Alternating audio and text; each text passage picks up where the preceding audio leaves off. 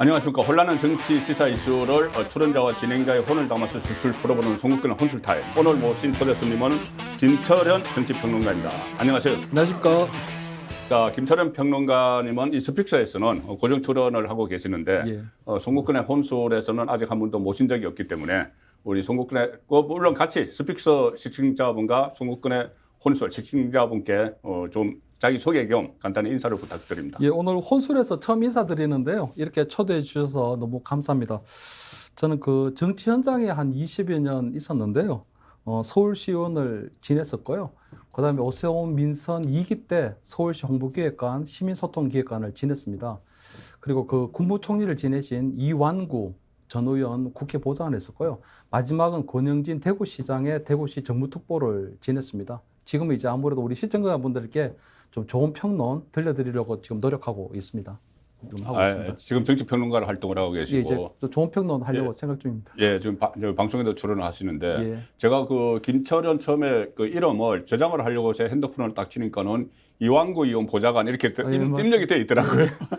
그게 아마 2014년 정도 됐을 겁니다. 예, 그래서 이제 정치권에 상당히 오래 몸담으셨고 여의도 연구원에도 지금 그 개건연구원으로도 활동을 하셨고 그래서 여의도 정치 현장에 오래 계셨는데 지금 일단 국민의힘 당권 경쟁 먼저 이야기를 해보면 이 여당 당 대표 경선에서 이렇게 그 대통령의 의중, 그러니까 이른바 윤심 논란이 일어나는 것이 대통령 의중 논란이 일어나는 것이 저는 거의 뭐 이렇게까지 하는 것은 처음 보는 것 같은데 어쨌든 윤심은 지금 있다고 보시는지 그리고 윤심이 있다면 지금 언론에서 분석하는 것처럼 김기현인지 한번 냉철하게 한번 분석을 해주세요. 윤심이 있습니까? 일단 윤심이라고 하는 게 뭐 대통령의 마음이잖아요. 예. 그래서 사실은 그런 것들이 뭐 방금 얘기하신 것처럼 조금 보이지 않는 손, 보이지 않게 드러나야 되는데 지금은 사실 100만 당원들 누구라도 저 대통령의 마음, 그 윤심이 어디에 있구나 이런 것들은 지금 다 알게 되는 상황이거든요. 보이네요.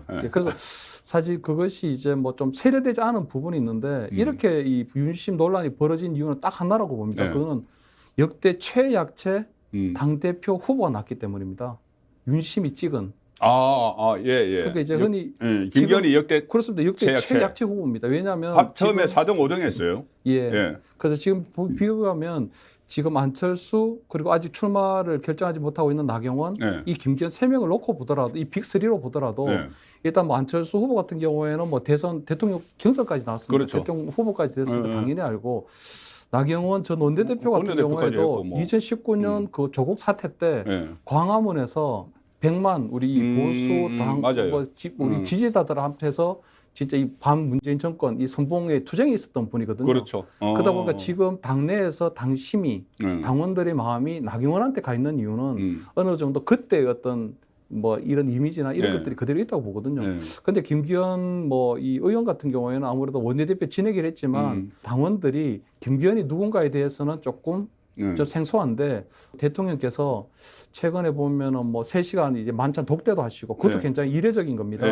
왜냐하면 그 앞에 윤핵관 뭐 4인방도 대통령하고 뭐 만찬하긴 했지만 그거는 부부, 가족 동반이었거든요. 그런데 1시간 동안, 3시간 동안 김기현 의원과 독대를 했다는 건 사실은 엄청난 의미가 되고 그것이 시그널이 됐기 때문에 결국 그때부터 사실은 윤심 논란이 촉발됐다고 이렇게 보는 게 맞죠. 그래서 저는 왜 윤심이 이렇게 그 과거에는 대통령이 이렇게까지 하지 않았는데 왜 이렇게까지 하느냐. 저는 이해할 수 있을 것 같아요. 바로 이준석 트라우마입니다. 이준석 트라우마. 이준석이 이 야당 대표를 하다가 여당 대표가 됐는데 정권 초창기에 호흡을 맞추지 못하고 계속 내부 총질을 하고 이렇게 하니 이번에는 좀 그럼 친정 체제를 만들어야 되겠다. 그리고 이준석처럼 자기 정치를 하지 않을 관리형 그 대표를 되어야 되겠다. 이런 생각이 강했던 것 같아요. 네, 맞습니다. 그 대통령은요, 3개의 지위를 가집니다. 3개. 그러니까 대통령이 흔히 얘기하는 것처럼 우리 헌법에 따르면 행정부의 수반이기도 하고 또 행정부, 입법부, 사법부를 통과하는 대한민국을 대표하는 국가 원수이기도 하고요. 그리고 당으로 돌아오면 사실은 지금은 없어졌지만 없어진 직책이지만 당의 총재입니다. 과거 총재였죠. 지금 1호 당원이라고 하는데 당의 총재거든요. 사실은 우리가 이 당청 관계에서 핵심이라고 하는 거는 당은 집권당은 대통령의 국정을 서포트하는 기능입니다. 그래서 국정의 동반자 역할을 그렇게 하는데 지금은 그 방금 얘기하신 것처럼 이준석 전 대표 때는 그렇게 조금 불편함이 있었고 지금 여소야대 형국에서 대통령이 이번에 3대 개혁까지 내세웠지만 사실 한 발짝도 못 나가고 있는 상황이거든요. 그렇죠. 작년 연말에 지금 우리 정부에서 제출한 80여 개의 법안이 하나도 통과가 되지 않았습니다. 맞아요. 그러다 보니까 아무래도 지금 당에서 그러면 대통령 국정 가뜩이 어려운 상황에서 서포트를 해줘야 되는데 그런 것들이 안 되다 보면 대통령 답답할 수밖에 없거든요. 그래서 그렇죠. 이번 전당대회를 통해서 좀 자기하고 손발이 맞을 수 있는 그리고 단일 대우를 형성할 수 있는 그래서 강력하게 이 여소야대 정국을 뚫고 나가면서 국정을 이끌어 나갈 수 있으려고 하다 보니까 그래 된 거거든요. 자기 정치를 안 하는. 그렇습니다. 근데 이제 안철수 뭐 의원 같은 경우에는 아무래도 대선 주자를 했기 때문에 아무래도 그런 부분이 좀 껄끄럽기도 하겠죠. 아무래도 경선 과정에서 있기 때문에.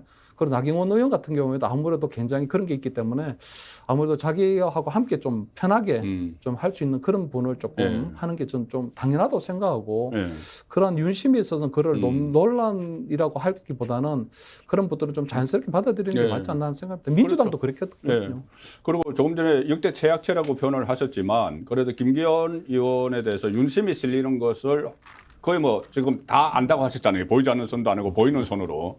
윤심이 실리니까 국민의힘 지지층에서 지지율이 확 올라가고 있어요. 그러니까 윤심이 결국은 뭐 효과를 미치고 있다, 영향을 미치고 있다고 봐야 되는 거죠. 당원의 마음은 갈 때입니다, 갈 때. 국회의원들의 마음도 갈 때고요. 갈 때입니다. 그런데 아무래도 당원들은 굉장히 좀 현명하신 분께 처음에는 그냥 본인이 가지고 있는 개인적인 생각을 드러내요. 그럼 이제 나경원 전 의원 같은 경우는 이제 올라올 수밖에 없는데 지금 윤심이 나오고 그리고 새 정부, 새 대통령에게 힘을 실어주는 방법이 뭔가를 고민하게 돼 있거든요. 그렇게 되면 아무래도 지금 뭐 이 나경원 의원이 장고에 들어갈 수밖에 없는 이유는 또 따로 얘기를 하겠지만 어쨌든 간에 새 대통령이 원하는 그런 쪽으로 이제 좀 마음을 실어주는 게 좀 보통 당원들 추세입니다. 근데 임기 말에 가면 언제 그러냐는 듯이 또 이 대통령에 대한 그걸 버려버려요. 당원의 그래서 마음은 굉장히 좀 전략적이긴 하지만 당원의 마음 좀 갈 때 같은 그런 게 부분이 있습니다. 뭐 갈 때라는 표현도 그렇지만은 좀 냉정하게 판단한다고 봐야 되겠죠. 당원들이 현명하게 현명하게 판단하는 거죠. 그때 봐서 필요한 쪽으로 힘을 몰아주는 그런 당심, 이 당심을 지금 김기현 의원이 오히려 지금 나경원 의원 거를 뺏어가고 있다 뭐 이런 이야기도 나오는데 자 나경원 전 의원 오늘 윤석열 대통령이 귀국을 하고 나면은 아마 거치 표명을 할 텐데 저는 설 연휴 직전 그러니까 오늘부터 설 연휴가 시작되는데 직전에 할 가능성이 높다고 봤어요. 왜 그러냐면은 설 차례상 민심에 나경원 등장 이것을 올려야 되는데 그런데 지금 보니까 설 연휴는 지날 것 같기도 한데 어쨌든 나경원 전 의원 이 정치권에 오래 있었던 이 촉으로 당대표 경선에 출마를 할까 하면은 승산은 있을까? 지금 뭐 출마할지 말지 뭐 반반이잖아요. 출마한다는 분도 있고 안 한다는 분도 있는데, 근데 저는 그 나경원 의원 같은 경우 초반에 처음에 그 이제 나경원 의원이 당심 1위로 나올 때 그때 보면 사실은 그때 이제 윤핵관이라고 하는 쪽에서 보면은 사실은 이제 이 나경원 후보 묻지도 따지지도 말고 출마하지 말라는 그런 시간들을 계속 보냈었거든요. 근데 보면은 사실 정치라고 하는 게 명분으로 하는 거기도 하지만 기세로 하는 겁니다. 기세로. 기세로 하는 겁니다. 그래서 만약에 내가 그래도 사선 의원의 전직 원내대표까지 지냈는데 정말 지금 이제 우리 주류라고 하는 쪽에서 그냥 묻지도 따지지도 말고 불출마하라 그러면 기세상 이거는 나올 수밖에 없는 상황이거든요. 근데 아무래도 이제 좀 뭐 이 저출산 부위원장직을 전격적으로 해임당하고 또 얼마 전에는 보면 이제 우리 초선 의원들 지금 한 50여 명이 사실은 굉장히 불출마를 종용을 했죠. 전직 대표에 대한 좀 굉장히 좀 무례하다고 할 정도로 한 거거든요. 그래서 사실은 지금 나경원 의원 같은 게 굉장히 장고에 들어가는데 제가 볼 때는 굉장히 조금 안타까운 상황인 것이 뭐 대통령도 전격 해임도 했지만 또 정진석 의원 같은 경우 비대위원장 같은 경우에는 내부의 적이라는 또 표현도 가침없이 또 썼거든요. 그러다 보니까 굉장히 조금 슬픈 상황인데 출마를 하게 되면 윤심에 큰 부담이 됩니다. 그렇죠. 국정 운영에 분명히 부담이 됩니다. 왜냐하면 안철수, 나경원, 김기현 이 3강 구도가 되면 굉장히 당원들의 마음들도 혼란을 벌일 수밖에 없고 윤심이 먹혀들지 않고 당원들도 굉장히 흔들릴 가능성이 크거든요. 그럼 그 전당대 이후에도 굉장히 정치적 효율성이 남을 수밖에 없을 겁니다. 특히 그것이 만약에 예선에서 과반수 확보하는 후보가 없어서 결선까지 넘어가게 된다면 그건 굉장히 정말 이 춘년대의 비운으로 아주 크게 갈라지는 상황이 벌어져서 가뜩이나 힘을 모아가지고 돼야 지금 해야도 지금 부족한 판에 그런 상황이 되거든요. 그래서 아마 출마를 했을 경우는 윤 대통령의 국정에 엄청난 부담을 줄 거라는 걸 알고 있고 불출마를 하려면 명분이 있어야 됩니다. 명분. 그래서 지금 사실 본인이 사선 의원으로 전직 원내대표까지 한 사람이 물러나려면 뭐 좀 명분이라도 있어야 물러나야 되는데 네. 그래서 저는 지금 기다리고 있다고 봐요. 저는 나경원 의원이 누군가 지푸라기라 같은 명분이라도 좀 주기를. 그래서 저는 이럴 때 김기현 후보가 김기현 의원이 저는 이 나경원 의원을 만나서 어쨌든 간에 좀 정치력을 발휘해야 된다. 불출마를 할 수 있는 그런 여러 가지 부분들. 그러니까 예를 들어서 뭐 저녁에 전격적으로 그냥 뭐 나경원 의원의 집으로 찾아가서 그 정치인들 그거 많이 하죠. 예, 차 한잔 하자 하고 난 다음에 사실은 두 분이서 조용하게 한 1시간 정도의 독대를 통해서 그냥 좀 손을 잡아주면 나경원 의원 같은 경우에도 그 1시간 독대 내용이 무엇인지는 알 수 없지만 그래도 김기현 어떤 의원이 와서 그렇죠. 어떤 뭐 여러 가지 얘기를 해주고 그런 것들이 하나의 좀 본인이 정치적으로 테러가 되는 명분이 될 수 있거든요. 그런데 지금 김기현 의원이 그런 좀 정치력을 발휘하지 못하고 있는 것 같아요. 누가 코치해줘야죠. 그 김장연대에서 코치를 해줘야죠. 근데 지금 아마 뭐 너무 무섭게 지금 거기다가 지금 뭐 어제 찌라시에 보면은 뭐 YS의 손자가 지금 청와대에 근무하고 있는 YS의 손자가 다음에 동작에 뭐 출마할 거다, 그런 이야기 할 거다 이런까지 나오는 거는 대통령실에 가 있어요. 그래서 사실 전직 원내대표까지 지낸 뭐 나경원 의원의 뭐 그동안의 정치 행보가 어땠는지 모르지만 본인이 지금 오늘 보면은 이제 본인이 걸어온 정치 여정을 둘러보고 있다고 하잖아요. 그래서 출마를 하게 됐을 때 부담을 줄이려면 불출마할 수밖에 없는데 그 불출마 속에서 저는 정기 은퇴까지도 고려하고 있지 않을까 하는 이런 생각을 합니다. 그래서 본인이 불출마하게 되고 명분 없이 불출마했을 경우에 과연 내년도에 과연 당에 공천 신청을 하고 당을 위해서 본인이 후보로 뛸 수 있을까 하는 것까지도 고민해서 불출마라는 건 저는 정기 은퇴까지도 고려할 수 있다 이렇게 봐야 될 것 같습니다. 저는. 근데 일단 뭐 불출마를 해도 명분이 있어야 된다는 말씀이시고 그렇습니다. 예. 그 명분을 오히려 지금은 김기현 그 의원이 주는 게 낫다. 그 포용한다고 했잖아요. 포용을 해서 포용한다고 하고 포용을 했죠. 포용한다고 이야기를 했죠. 그런 모습을 이제 보여줘야 됩니다. 통합한다고 했으니까. 그러니까 저 얼핏 생각나는 게 가령 예를 들어서 문재인 그때 민주당 대표가 김종인 집에 찾아가서 비대위원장 맡아달라고 해서 비대위원장 맡았죠. 뭐 그런 상황. 또 그 전에 뭐 실패로 돌아갔지만 노무현 후보가 정몽준 후보 그 단일화 막판에 이제 뒤집었을 때 자택까지 찾아가서 그게 정치거든요. 그렇죠. 그런 식으로 하면 명분을 줘야 된다. 그러니까 지금 그 김기현 뭐 우리 의원 같은 경우는 이제 뭐 윤심으로해서 일단 뭐 후보 되고 또 윤핵관 우리 뭐 김장연대도 하고 있는데 사실 그러한 정치력을 보여줘야 당원들이 믿음이 생깁니다. 그렇죠. 저 이제 당 대표를 믿고 우리 갈 수 있겠구나. 김기현을 위해서도 그렇게 해야 되겠네요. 맞습니다. 그리고 그래야 본인이 그 당원들을 안아줘야 나경원을 안는 모습을 보여줘야 나경원을 지지했던 당원들을 안을 수 있는 거고요. 그것이 곧 본인이 대표가 됐을 때 대표 힘이 될 수도 있는 겁니다. 김기현 의원에게 이런 참모가 있으면 상당히 좀 많은 힘이 될 것 같기도 한데 저도 상당히 그러니까는 명분도 되고 모양 그림도 좋고 그렇습니다. 양쪽에 이게 그러니까는 김기현 의원에게 덕이 되고 나경원 전 의원도 그렇게 해서 물러나게 되면은 나중에 또 뭐 다시 할 수 있어요. 뭐 정기 은퇴도 할 수 있지만은 뭐 그런 여지도 사실은 남길 수 있고. 그 전에 우리 나경원 의원이 저출산 부위원장 그걸 우리 사회 표명을 했을 때 그때 우리 언론에서 일보로 놓은 거는 그 우리 그 대통령실에서 사태 반려했다 그랬거든요. 그렇죠. 그러면 사실은 저는 이건 정말 너무 절묘한 수다.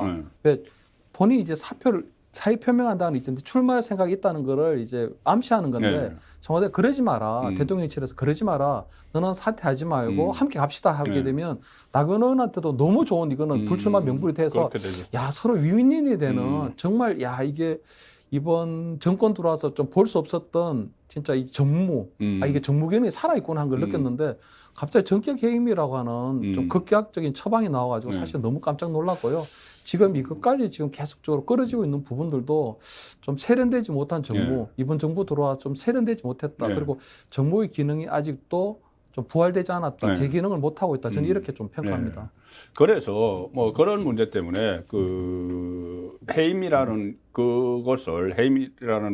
그 카드를 꺼내 들고 나경원 전 의원이 해임은 대통령의 뜻이 아닐 것이라고 하니까 김대기 비서실장이 나서서 대통령의 뜻 맞아 뭐 이렇게 해버렸거든요.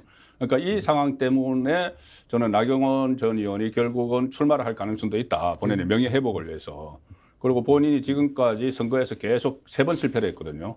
그 2020년 총선 때, 그 다음에 서울시장 후보 경선 때, 이준석과 당대표 경선 때 다 졌어요. 그래서 이번에도 물러나기가 쉽지 않을 텐데 만약에 출마를 하게 되면은 자, 이 친윤 진영에서 유승민 견제를 위해서 만든 룰이죠. 100% 당원 투표. 그리고 결선 투표제. 특히 결선 투표제가 김기현의 발목을 잡을 거란 분석이 나와요. 뭐냐면은 이 가령 3파전이 되면은 김기현, 안철수, 나경원 3파전이 되면은 김기현이 일단 과반수 50% 이상을 받기 어려울 거다. 이렇게 본다면 1위, 2위가 다시 결선 투표를 하는데 그러면은 안철수와 나경원이 연대를 할 수가 있죠. 지금 벌써 뭐 수도권을 중심으로 수도권 연대설이 나오지 않습니까? 그러면은 그 양쪽을 합치면은 김기현보다 앞설 수가 있다. 그래서 이 유승민 견제를 위해서 만든 결선 투표제가 오히려 김기현, 그러니까 윤심이 실린 김기현 당선의 발목을 잡을 거다. 이런 분석은 여의도 연구원에 계셨으니까는. 그거는 정말 좀 이론상으로는 가능한. 이론상으로는 가능한 분석이고. 지금 최근에 우리 대구 경북 김기현 캠프 출정 시에요. 3,000명이 모였습니다. 아, 3,000명이요? 현역의원들 다 오고. 그러니까 사실은 보면 지금 나경원 의원도 잘 생각해야 되는 게 만약 후보 등록을 하면 본인이 선거운동을 할 수 있을지를 좀 고민해봐야 됩니다. 예를 들어 대구를 가거나 부산을 가거나 어디 뭐 대전을 가든지 간에 어느 당협도 나경원 의원을 위해서 후보를 위해서 문을 열어주지 않을 겁니다. 당원들을 만날 수가 없어요. 아니 지금 이게 윤심이 명백한데 어느 당협에서 아이고 나경원 후보는 오셨습니까? 그 문을 열어주겠습니까? 그럼 사실은 허공이 되고 공천도 남았고 그렇습니다. 여론전 선거를 해야 되는데 결국 당원들은 못 만나고 그냥 허공이 되고 선거운동을 해야 되는 상황이 되거든요. 아 그렇죠. 투표는 당원들이 하는데. 그렇습니다. 그러니까 결국은 굉장히 조금 선거운동을 하는데 지금하고는 달리 굉장히 좀 고립무원의 상태에서 진행될 수 있다는 거죠. 지지율이 계속 더 떨어지겠네요. 계속 떨어질 겁니다. 지금 보면 얼마 전에도 여론조사에 이제 김기현 후보가 1위를 했잖아요. 그럼 앞으로 지금 김기현 후보 쪽으로 계속 새가 몰리고 나경원 쪽에는 계속 좀 빠져가는 가능성이 높을 겁니다. 그러면 본인이 출마 선언하고 난 다음에 끝까지 완주를 해야 되는데 그렇지 않을 가능성이 높고요. 두 번째는 이게 결선으로 가게 되면 엄청난 정책 휴직이 남게 됩니다. 왜냐하면 방금 얘기하신 것처럼 1차에서 만약 김기현 후보가 갑을 넘지 못하면 안철수, 김기현, 유승민, 이준석 그동안 이 모든 사람들이 소위 말해서 이 김기현이 반대편에 있게 될 텐데 그렇게 되면 이것이 55대 45로 이기든 60대 40으로 이기든 엄청나게 당의 비주류라고 하는 부분을 키우게 되는 거거든요. 아, 그렇죠. 그렇게 되면 결국은 윤 대통령이 원했던 당의 모습은 아닐 것이고 안정적으로 본인이 국정을 서포트해 줄 수 있는 믿을 수 있는 진정도 안 될 것이고 그렇기 때문에 저는 아마 아까 말씀드린 것처럼 초반에 말씀드렸던 것처럼 당원들의 좀 현명한 결정이 김기현 쪽으로 될 거다. 그리고 그러면 1차에서 과반수 넘을 거다. 그렇습니다. 왜냐하면 그렇게 되지 않으면 너무나도 큰 휴직이 남기 때문에 그래서 지금은 윤심은 명백하고 당심은 흔들리고 있지만 마지막에 어떻게 보면 윤심 호소인들 윤심 우리 대변이라고 할 거다 이런 분들이 나서서 저는 그 상황은 반드시 만들 것이다 이렇게 생각합니다. 그래서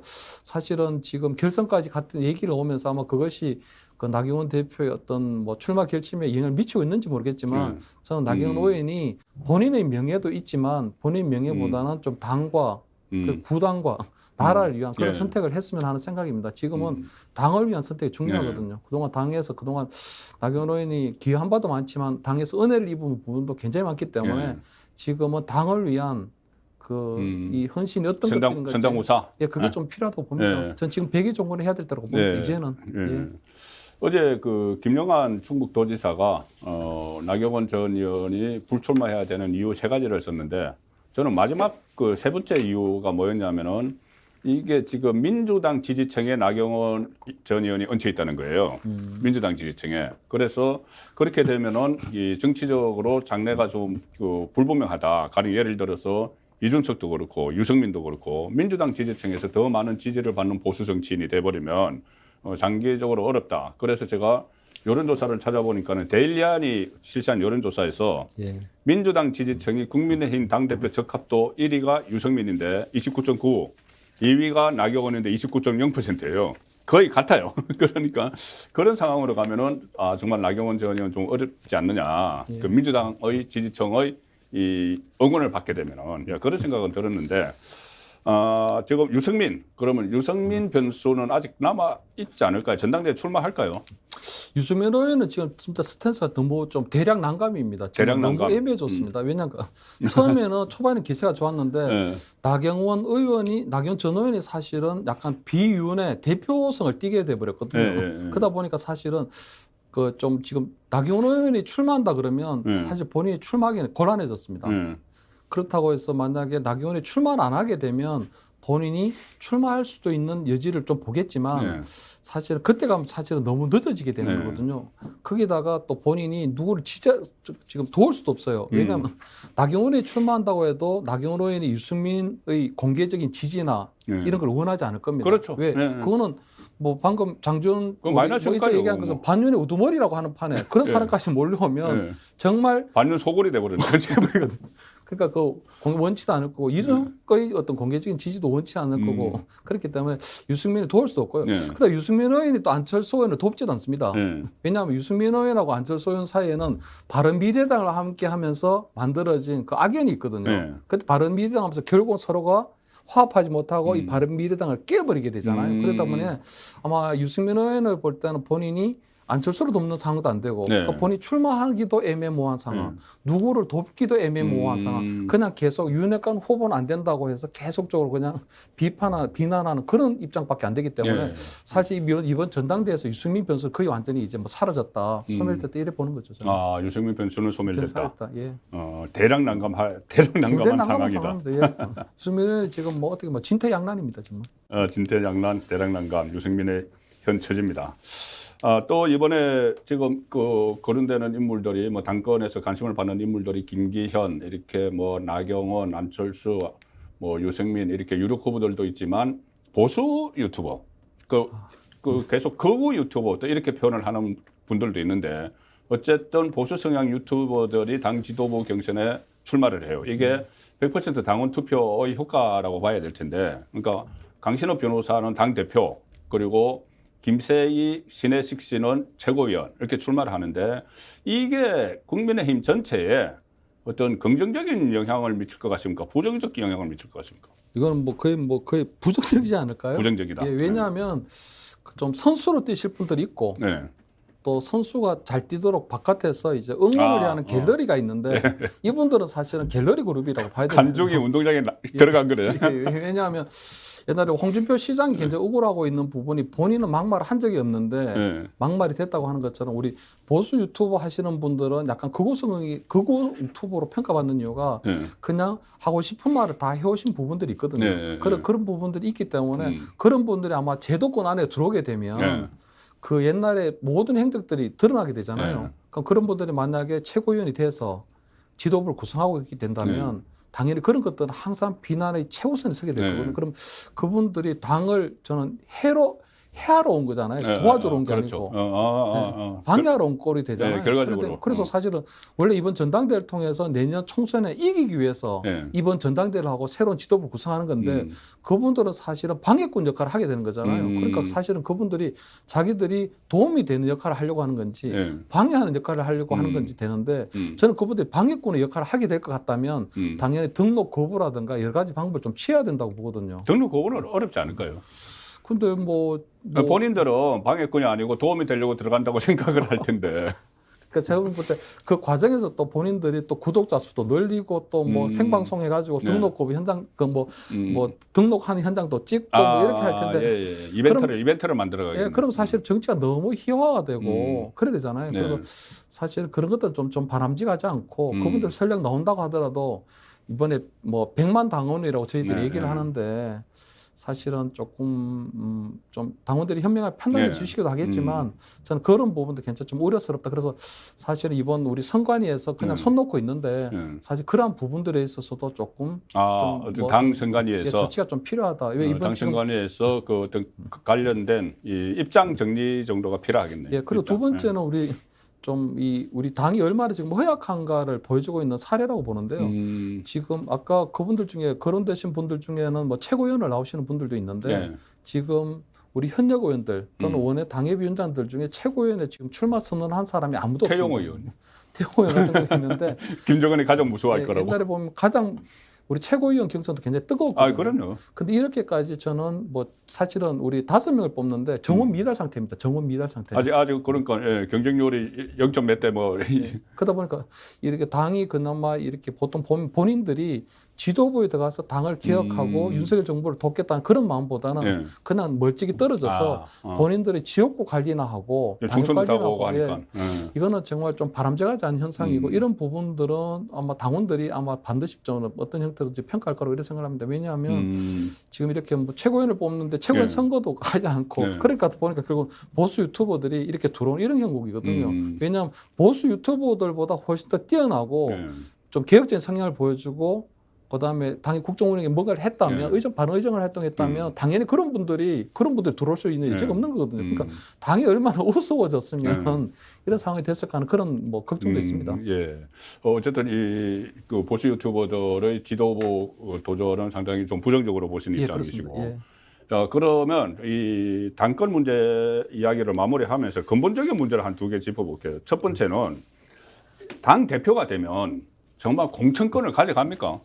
지금 자기 당 대표가 공천권을 행사하기 때문에 당 대표 경선에 서로 나서려고 한다 이런 이야기인데, 자 특히 집권 여당에서 당 대표가 물론 뭐 공천관리위원회도 따로 구성이 되지만 그 전에 뭐 어쨌든 청와대 시절에 청와대에서 많이 이 영향력을 행사를 하고 물론 어느 정도는 가져가요. 그 과거에 이 모 대표는 그 20명을 청와대에 요구를 해서 그 뭐 파동이 일어나고 한 적이 있는데. 그 뭐 알려지지 않은 이야기지만은 그런데 과연 당 대표가 공천권을 어느 정도 행사합니까?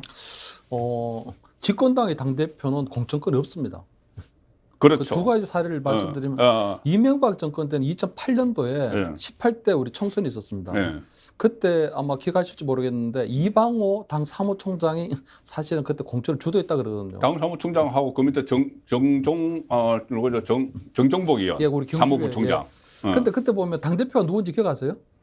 당대표가 누구였죠? 그러니까 그때 당대표가 공천권이 있었다면 기억을 하셔야 되는데 그렇죠. 그때 당대표가 강재섭이었습니다. 그때 강재섭이었죠. 근데 강재섭이 그때 아마 거의 공천권을 행사하지 못했고요. 아, 그렇죠. 친이 쪽에서 다 했으니까. 그다음에 2016년도 우리 박근혜 정권을 얘기하면 지금 우리 서청원하고 이제 우리 김무성 사이에서 이제 이제 청와대 우리 그때 박근혜 우리 청와대에서는 서청원을 밀었는데 이제 김무성이 된 사례 있잖아요. 근데 그러면 우리 김무성 대표는 공천권이 있었을까요? 없었기 때문에 그때 옥새 들고 나르샤 사태가 들고 나르샤 그 부산으로 영도로 가버렸죠. 아니 당 대표 공천권이 그렇게 많은데 왜 옥새를 들고 나르샤는 그런 일이 벌어지겠습니까? 그러니까 뭐냐 집권당에서 당 대표는 이 어떻게 보면은 대통령을 어떻게 보면 서포터하고 보호자하는 역할이 거치는 거지.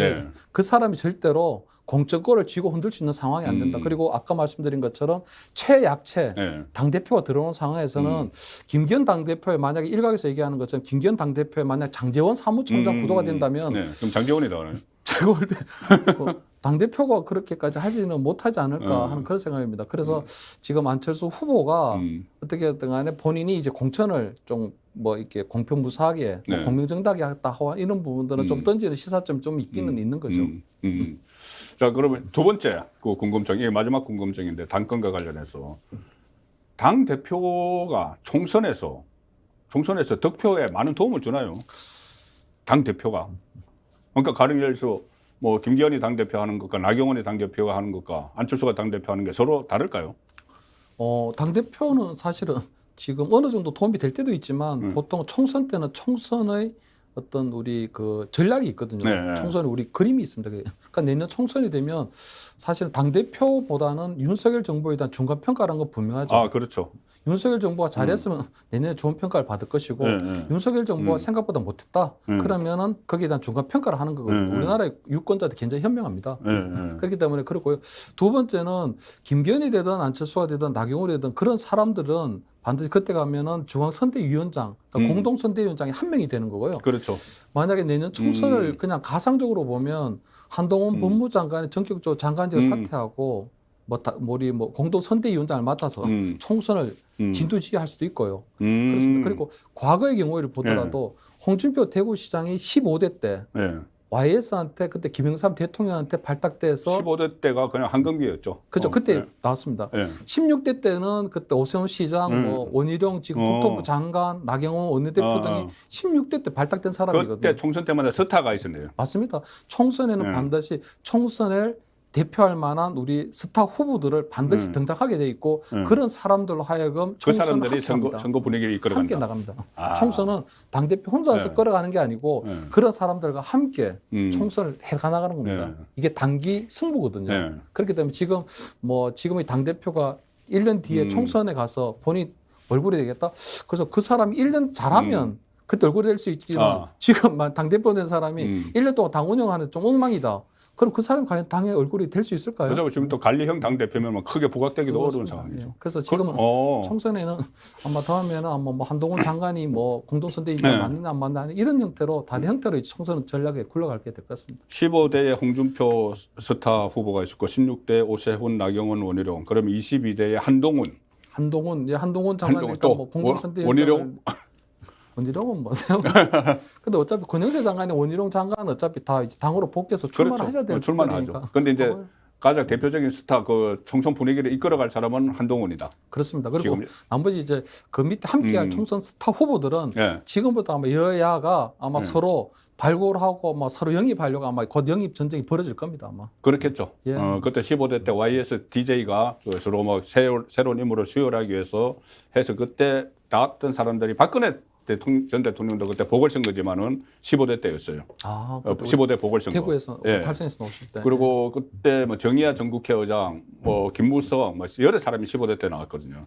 22대 때도 아마 한동훈을 비롯해서 특히 여당 쪽에서 보수 정당 쪽에서 상당히 물갈이가 있을 것 같은 느낌은 그렇습니다. 예. 그래야 뭐 하니까요. 우리 김철원 평론가님도 그 물갈이 있을 때 한번 들어가셔야 되는 거 아닌가요?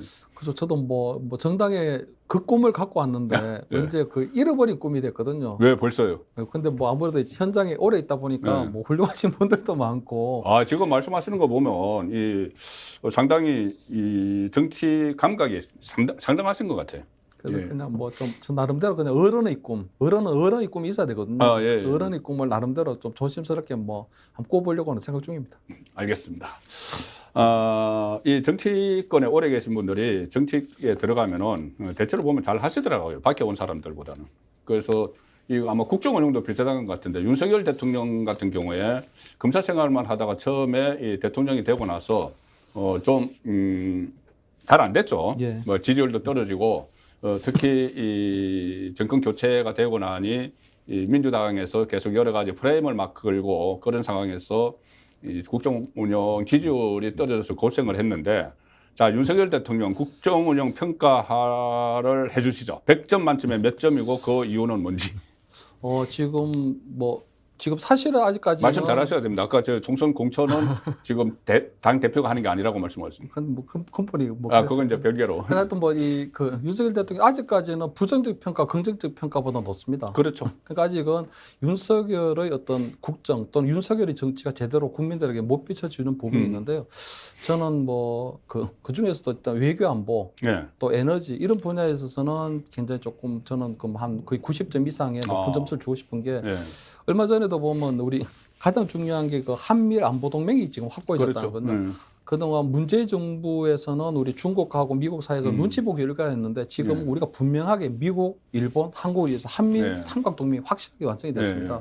그러다 보니까 그 힘이 생기니까 사실 이번에 중국의 우리 코로나 상황에서 우리가 먼저 비자를 거부하는 이런 일이 있었거든요. 그렇죠. 저는 그걸 보고 정말 이건 우리 한국 외교사에 길이 남을 진짜 이거 명장면입니다. 코로나 문재인 정부 초기에 뭐 의사협회에서 열 몇 번 건의해서도 그 입국자들 안 막았잖아요. 사실은 중국에서는 우리 한국을 보기로 진짜 약소국 옛날에 조공이나 갖다 바치던 이 힘없는 나라로 보고 항상 자기들 우리가 수동적인 외교를 펼쳤는데 이번에 우리가 먼저 중국에 대해서 선빵을 날린 거거든요. 이것만 해도 한미일의 어떤 굳건한 안보 동맹을 기본으로 해서 우리가 외교에 대한 자신을 가지고 있다.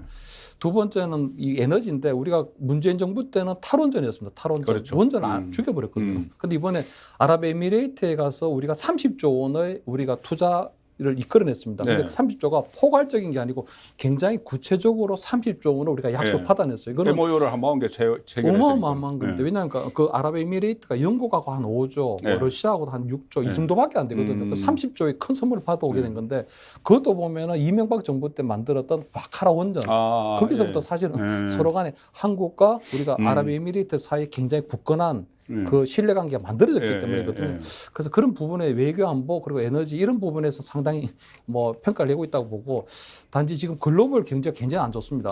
경제가 그러다 보니까 지금 우리 국민들이 사실은 가장 바라는 거는 천심은 바로 이 먹고 사는 문제거든요. 먹고 사는 문제인데 지금 그런 부분에서 굉장히 성과를 내고 또 노동개혁 뭐 교육개혁, 연계개혁 이런 3대 개혁도 굉장히 우리 보수 어젠다는 리딩을 잘해가고 있는데 아무래도 연말까지 계속 갈수록 우리 세계 경제학자들이 예측하는 것처럼 경기가 계속 나빠지게 되면 아마 뭐 윤석열 정부에 일단 국정 운영은 굉장히 평가는 굉장히 좀 짜게 놓을 가능성이 높다. 근데 어쨌든 지금 나름대로 굉장히 보수 어젠다라든가 대한민국 어젠다는 분명히 세팅하고 있다. 특히 가장 중요하게 여기는 우리 자유민주주의, 그다음에 우리 법치주의, 그다음에 자본주의 이런 것들에 대한 시장 경제에 대한 이런 확고한 믿음은 우리 국제 세계나 우리 국민들에게 심어주고 있는 게 아닌가 그런 거에 대해서 좀 높게 평가합니다. 그러니까 100점 만점에 몇 점? 지금 전체적으로 볼 때 한 60점 되죠. 60점 별로 높게 평가한 건 아닌 것 같은데. 근데 어쨌든 간에 과락은 면했지만은. 과락 면하고 아직까지는 그냥 기대되는 기대되는 기대 점수. 지금 뭐 그냥 뭐 이렇게 뭐 제가 점수 얻기위해서 할 게 아니고 한 60점 정도 어쨌든 간에 앞으로 기대된다. 이 정도면 왜냐하면 문재인 5년 정권을 정상화시키는 과정이기 때문에 그 과정에서 어쨌든 저항이 있을 수밖에 없고 그리고 아직까지는 국정 운영 열심히 하고 있지만 국민적인 평가는 한 60점 정도밖에 안 될 거 아니냐 이런 생각을 합니다.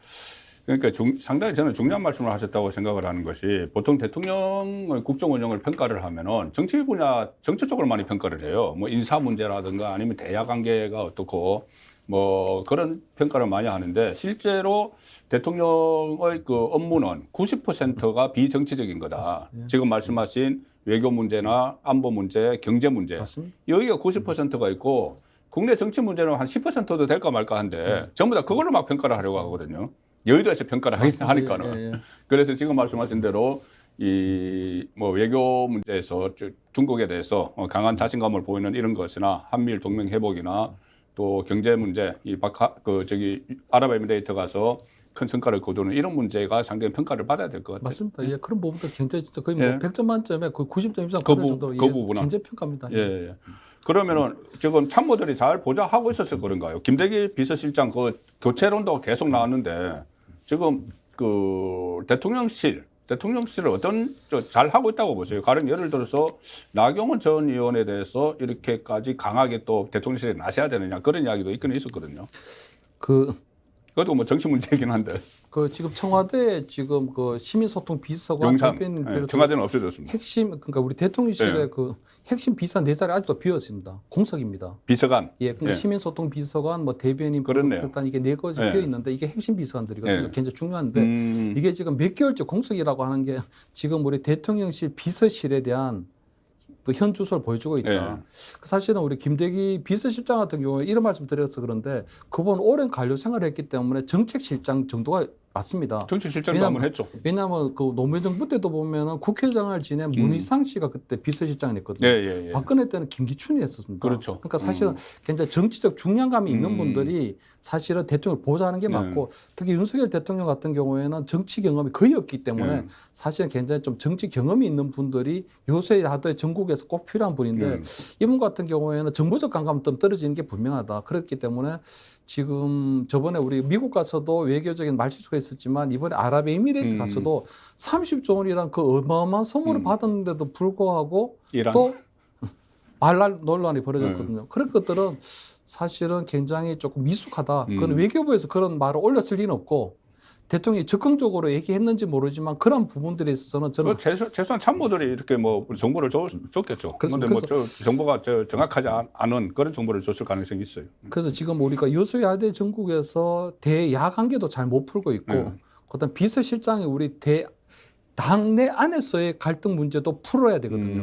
근데 그런 부분, 그러니까 당정청 회의를 할 때, 그럼 고위 당정청 회의에서도 김대기 비서실장의 목소리는 거의 없습니다. 그렇기 때문에 사실은 비서실장이 원래 비서기 때문에 뭐 대통령이 뒤에서 보좌하는 건 맞지만 비서실장이 리딩을 해야 되는 부분이 있는데 그런 걸 잘못하고 있다. 그래서 저는 이번에 뭐 우리 예고에 말실도 있었지만 지금쯤은 이제 우리 대통령 비서실에 대한 비서실장에 대한 조금 우리 뭐 이 교체, 그다음에 우리 그 좀 우리 이 초기 정부에 우리가 얼마 전까지 우리 두세 개 장관에 대한 우리 교체설이 나왔는데 그렇죠. 우리 정부에 대한 어떤 쇄신 구도 이런 것들도 좀 검토할 때가 됐다. 그래서 청와대 그러니까 우리 대통령실 비서실, 대통령 비서실장을 포함한 우리 쇄신, 인적 쇄신이, 예, 그다음에 우리 정부의 우리 장관 교체를 포함한 그런 개신 이런 것들이 지금은 조금 필요할 때가 됐다. 이런 생각을 좀 합니다. 인적 쇄신을 할 타이밍이다. 맞습니다. 이제 좀 교체해야 될 타이밍이 온 것 같습니다. 자, 인적 쇄신도 그 지금 타이밍이기도 한데 오늘 윤석열 대통령이 귀국하고 나면은 설 연휴가 끝나면 본격적으로 이재명 사법리스크 전국이 전개될 거예요. 28일 날 토요일에 뭐 평일에는 일해야 되니까 토요일에 출석하겠다. 그런데 지난번에 1차 출석할 때는 평일이었거든요. 화요일에 출석을 해서 본인이 일을 안 한 것뿐이 아니고 41명의 민주당 국회의원들도 일 안 하고 성남까지 다 갔는데 이번에는 평일에 일해야 되니까 주말에 출석하겠다. 그러니까 검찰이 이번에 하루 가지고 부족한데 한 이틀 해야 되는데 이런 기세 싸움을 하고 있습니다. 이게 지금 어떻게 진행될 것 같아요? 결국 이 구속영장을 청구할 가능성이 높고 그것이 법원에서 받아들일 것인지 아니면은 더 중요한 문제는 저번에 그 노웅래 의원처럼 국회에서 체포동의안이 부결되는 상태로 갈지 한번 예측을 해보신다면. 얼마 전에 그 지금 이재명 우리 대표 같은 경우는 이제 좀 검찰 출석에 대한 자신감 좀 가진 것 같아요. 아, 이번에 긍자감, 성남 FC에 갔다 와서. 성남 FC 갈 때는 조금 이제 겁먹고 사실 이제 뭐 어마어마하게 데리고 갔는데 이번에 가보니까 생각보다 할만한 것 같거든요. 그리고 처음 1000매가 무섭습니다. 1000매가. 그렇죠. 지금 한 10개 매를 맞아야 되는데 1000매였죠. 그러니까 사실 현역 의원들 중에 이렇게 검찰 출두를 제집 드나들듯이 하는 의원이 없을 거예요. 그리고 아마 노웅래 의원은 한 번인데 아마 우리 이재명 대표에 대해서는 체포 동의안이 여러 차례 최소 6번, 최대 10번까지 예상됩니다. 그것도 이제 뭐 기내에서 보기 어려울 것 같은데 그다음 그것들이 아마 노웅래 의원 때처럼 다 부결될 가능성도 높습니다. 아, 그런가요? 이건 사실은 검찰 출두 횟수, 그다음에 체포 동의안 우리 제출 횟수, 그다음 부결 횟수를 따지면 이건 어마어마하게 우리 헌정사에 오점을 남기게 되는 겁니다. 그래서 사실은 그런 부분에서는 조금 굉장히 좀 안 좋은 별로 좋지 않은 상황이죠. 그래서 아마 28일 가는 것도 보니까 날짜를 본인이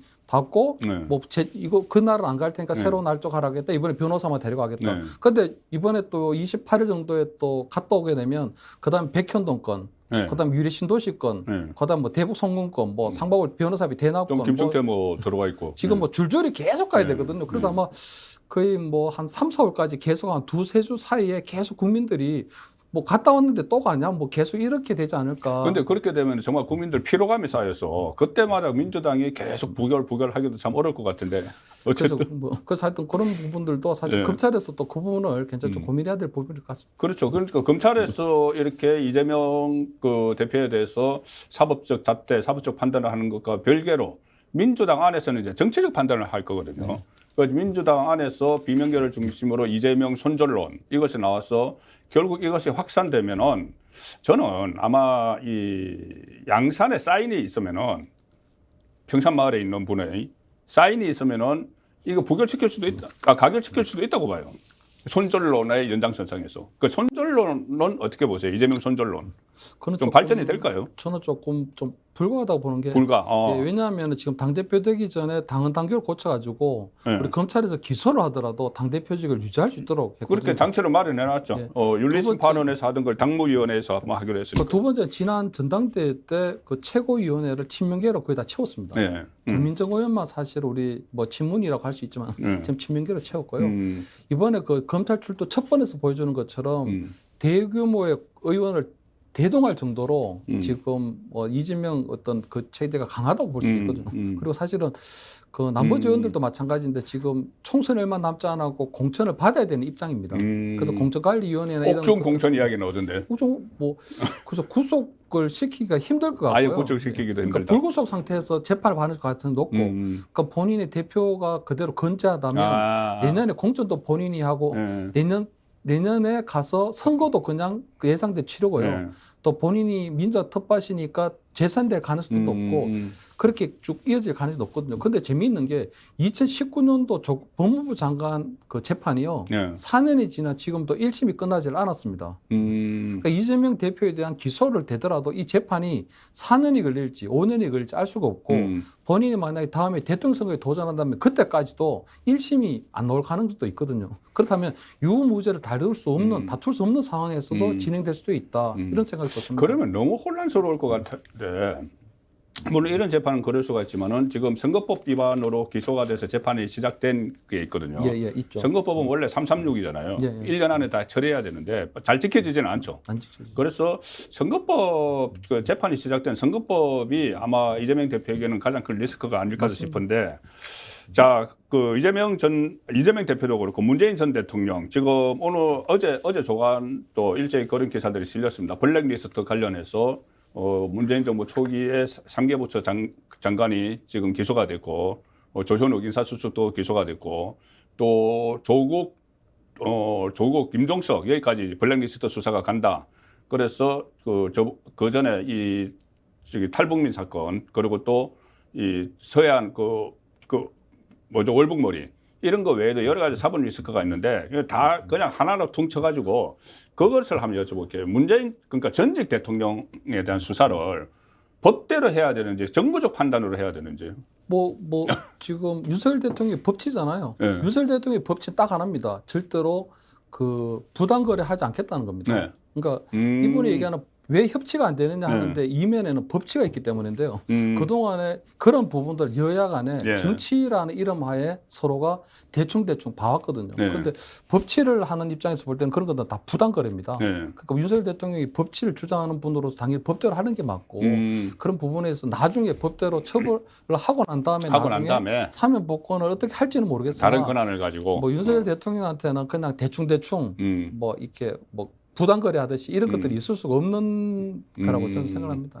그러면 일단 법대로 조치를 하고 혹시 나중에 국민통합 이런 차원에서 이 대통령이 가지고 있는 다른 권한으로 이렇게 그것은 시도를 할 수도 있다. 그런데 제가 볼 때는 문재인 전 대통령에 대한 사실상의 검찰 소환이라든가 수사는 없지 않을까 하는 생각이 드는 게 서해 공무원 피살 사건 같은 경우는 거의 국회 문란에 해당한 사안이거든요. 밑에서 끊었죠. 블랙리스트나 이런 것들도 있긴 하지만 사실 가장 국긴 문란에 해당하는 거는 사실 서해 공무원이 피살되고 그것을 그냥 월부몰이 한 그게 가장 저는 크다고 보거든요. 블랙리스트도 있고 여러 가지 소득 통계를 마사지한 것도 있고 여러 가지가 있지만 그분도 가장 큰데 그것도 사실은 서욱 장관이나 아니면 우리 비서실장선에서 다 끊었기 때문에 안보실장선에서 끊었기 때문에 그 이상 나머지 사건 블랙리스트 정도를 갖고 문재인 전 대통령 소환해서 하지는 않지 않겠냐. 그래서 저는 문재인 전 대통령이 그냥 동네 책방 열어서 좀 그냥 편안하게 하시면 되지 않겠나. 동네 책방 그게 나중에 성지가 될 텐데 친문 진영이 성지가 돼서 수사만 있으면 그걸로 달려가고 하지 않겠어요. 근데 성지라고 하면 되지 그래 그렇게 알겠습니다. 오늘 제가 이 김철현 정치평론가 모시고 여러 가지 현안을 다뤄봤는데 상당히 저는 신선하다고 느꼈어요. 이렇게 말씀하시는 것들이 가령 문재인 성지 그대로 놔두라. 그대로 놔두면 되지. 그리고 또 이재명은 당내 손절론에 나기 어렵다. 그리고 그 이유를 설명을 해주셨고, 그리고 유승민이 출마하는 것은 뭐라고 하셨죠? 대량 난감합니다. 보수 유튜버 출마는 갤러리가 그라운드에 뛰어들어가는 것이다. 이런 식의 여러 가지 다양한 말씀을 많이 해주셨고, 역대 최약체 김기현이지만 나중에 어쨌든 윤석열 대통령의 성공을 위해서는 도움이 될 거다. 관리를 잘하면. 필요할 때입니다. 김기현 그런 대표가 필요하다. 맞습니다. 이런 말씀 오늘 새로운 시각으로 많은 말씀을 해 주셨습니다. 오늘부터 연말 그러니까 새해 연휴가 시작되는데 제가 같이 우리 시청자분들께 새해 복 많이 받으십시오. 같이 인사를 드리시죠. 새해 복 많이 받으십시오.